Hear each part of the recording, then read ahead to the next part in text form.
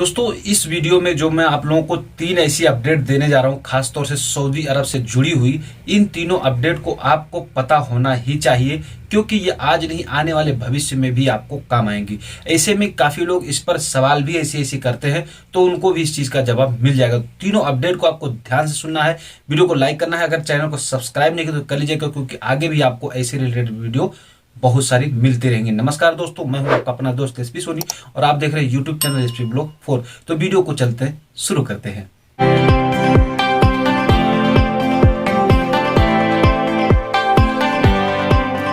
जैसा कि दोस्तों बहुत से भाइयों ने ऐसा सवाल भी पूछा था और ऐसे अपडेट अक्सर आते रहते हैं, ये कोई बड़ी बात नहीं है। तो इस अपडेट का निवारण यहाँ पर उर्दू न्यूज के फोटो के साथ में आपको मैं शेयर करूंगा। यहाँ पर आप देख सकते हैं, इसमें एक सवाल पूछा गया था कि जैसे मान लीजिए मैं छुट्टी चला गया अपने देश, ठीक है, और यहाँ पर सवाल किया गया था कि मैं छुट्टी चला गया अपने देश और वहां जाने के बाद में अब फिर मेरा मन नहीं है कि मैं उसी सऊदी के पास जाऊं, तो क्या मैं दूसरे वीजा पर जा सकता हूं? यानी छुट्टी गया था और उस वीजा को कैंसिल करके मैं दूसरे वीजा पर जा सकता हूं। तो इस पर जवाजाद ने क्या अपडेट दिया है, क्या जवाब दिया है, इसको बहुत ध्यान से सुनना है आपको। यहां पर आप देख लीजिए, यहां पर बताया जा रहा है कि अगर आप छुट्टी गए हैं तो छुट्टी जाने के बाद में आप दूसरे वीजा पर नहीं आ सकते। 1 मिनट रुकिएगा, अभी यही बात नहीं खत्म होती है। अगर आ भी सकते हैं, किस तरीके से? अगर आप उसी सऊदी के पास में जिस सऊदी के पास से आप गए थे उसी के पास में आप 3 साल के अंदर आ सकते हैं। आपका अगर वीजा खत्म हो जाए, अकामा खत्म हो जाए, सब कुछ खत्म हो जाए, उसके बावजूद भी अगर आपका सऊदी चाहे तो आपको 3 साल तक, यानी 3 साल के अंदर अंदर आपको बुला लेगा। नहीं तो आपके ऊपर में वैसे भी बैन तो लग ही जाना है, क्योंकि जैसे आपका अकामा और वीजा खत्म हो आपके ऊपर बैन लग जाएगा। ठीक है, तो आप सऊदी के पास आ सकते हैं, ना कि दूसरे वीजा पर।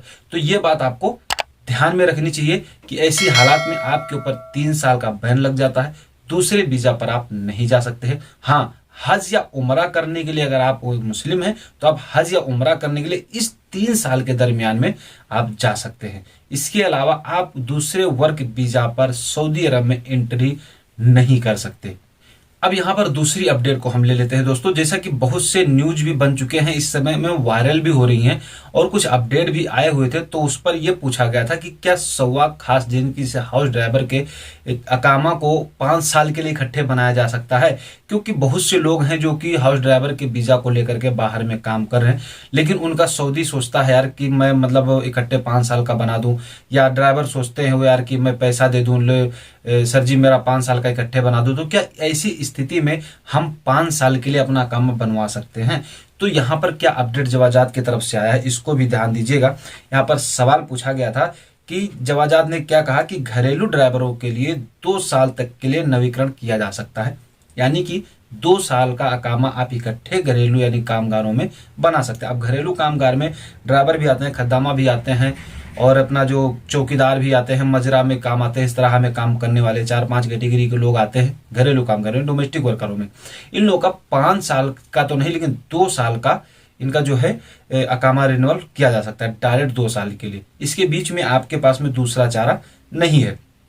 ठीक है, यहीं पर दूसरा क्या बताया गया है कि सवा खास यानी घरेलू चालक का निवास शुल्क भी कम है, इसलिए इनका बनाया जा सकता है। अदरवाइज वर्क परमिट जो वीजा पर है उनके लिए तो सिस्टम सेम है, जिसे बनता है उसी तरीके से बनेगा। तो इस वजह से आपका जो अकामा है आप 2 साल तक का बनवा सकते हो। तो जैसे दोस्तों आपको तीसरी अपडेट के बारे में हम आपको यहाँ पर बता देते हैं। आपको पता है कि यहाँ पर ऐसे नियम चालू हो चुके हैं जो कि कोई भी आदमी अपना भी काम चेंज कर सकता है, कहीं भी चेंज कर सकता है।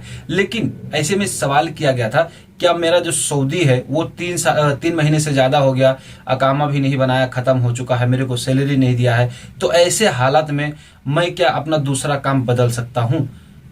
और दूसरी बात, मैंने कुछ किस्त पे सामान लिया था या मेरे उस पर अकामा पर कुछ जुर्माना है, ठीक है, तो मुझे जमा करना पड़ेगा या फिर सऊदी होना जरूरी है?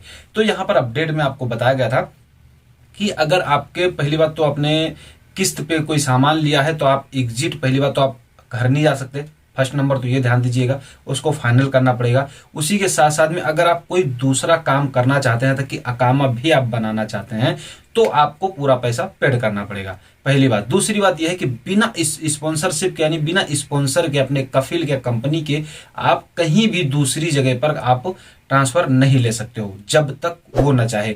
हाँ, ये कि है भले मानसी की बात है, आप समझौता कर लो, ये कह दें और उधर से भी सक्षम हो तो आप चेंज कर सकते हो, ऐसा कोई नहीं है। बाकी अपने मर्जी से ऐसे ना हो यार, तो मैं आया हूँ ड्राइवरी करने, मेरा मन करता है नहीं यार ये नहीं समझ में, चलो दूसरे, तो हम इंडिया में थोड़ी ना है कि इसको छोड़े हम उसको ले लेंगे, ऐसा नहीं है। ये वीजा का मामला है, तो इस पर आपको थोड़ा ध्यान रखना है। कंपनी हो या कफिल हो, जब तक बिना स्पॉन्सर के कोई भी आप काम नहीं कर पाओगे, ठीक है। तो उम्मीद है दोस्तों आपको ये बात समझ में आ चुकी हो। ये वीडियो शेयर कर देना जरूर, क्योंकि ये आगे आने वाले समय में भी काम आएगा आगे चलकर। तो दोस्तों फिर मिलेंगे आपसे नेक्स्ट वीडियो, नेक्स्ट अपडेट के साथ में, तब तक के लिए जय हिंद।